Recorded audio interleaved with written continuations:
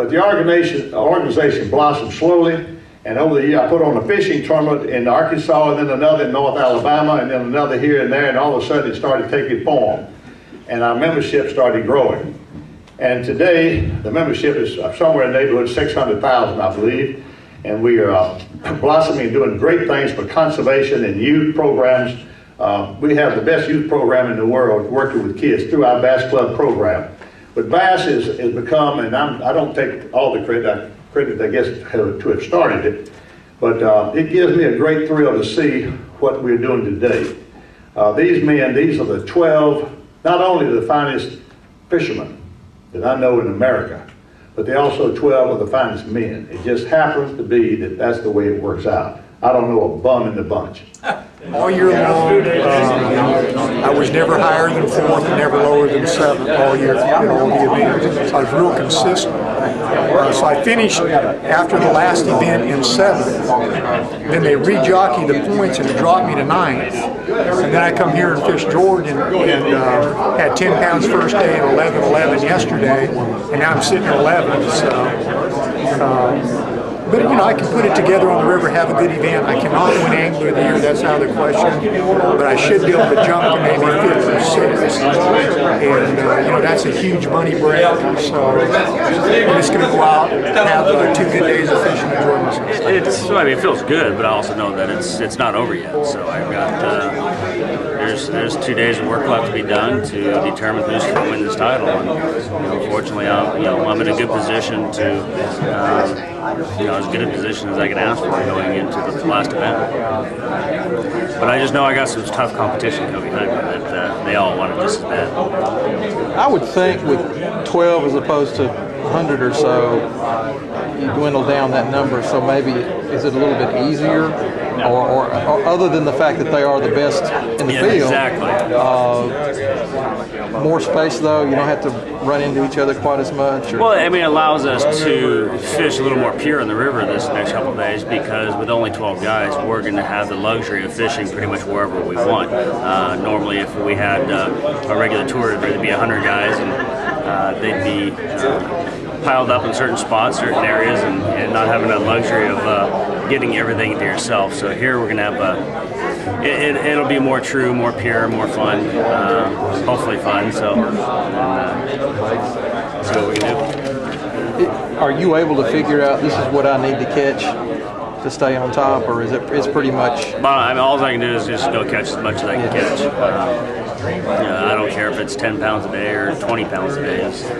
Just do the best I can, catch as many fish as I can and as many big ones as I can, and let the cards fall. I have no idea what kind of weights to expect this next week. What has your season been like? I mean, you're on top right now. Have you pretty much stayed at or near the top the whole year?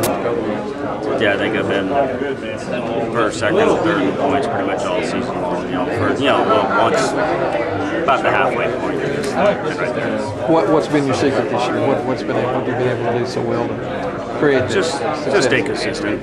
Being versatile with my style of fishing.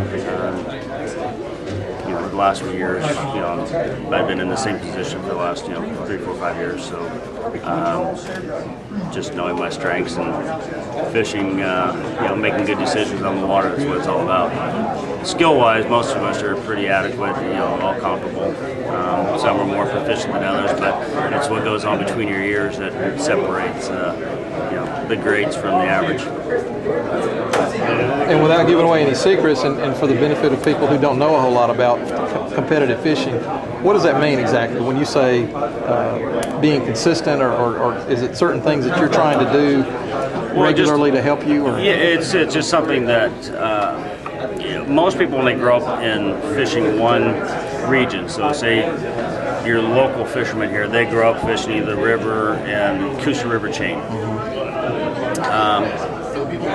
They learn those style of lakes, how to catch them, be good, competitive there. But once they get outside of that zip code in another state, new bodies of water, they tend to get a little confused. So being able to be versatile and understand, the different types of waters, from tidal waters to river systems, man-made lakes, highland reservoirs.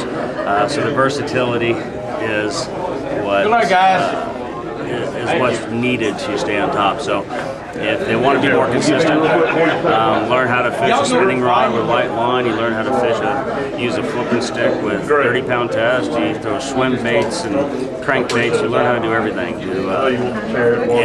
But then it's just also a matter of learning when to use those techniques. And there's no substitute for time on the water. Which I'm assuming, how many hours a week do you spend fishing? I mean? Not much now. Obviously, growing up, I was, I should have spent more time in school than I did. I definitely skipped my share of days to be on the water just to figure out how to catch fish. So these days, I probably get to fish. I probably do 120 days a year fishing is all I do. What do you do any other? Run my corporation and business, so that's a big part of it. And I've got a wife and kids that I spend as much time with my family as I can. So I keep plenty busy. I bet you do. I got to ask about your name. Where did that originate? Skeet, I got it from my grandfather. It was my grandfather's name, and who got it from his grandfather. So it's kind of carried down. But I don't got any little boys to pass it on to, but maybe my little girls, when they have a little boy, they can pass it on to them.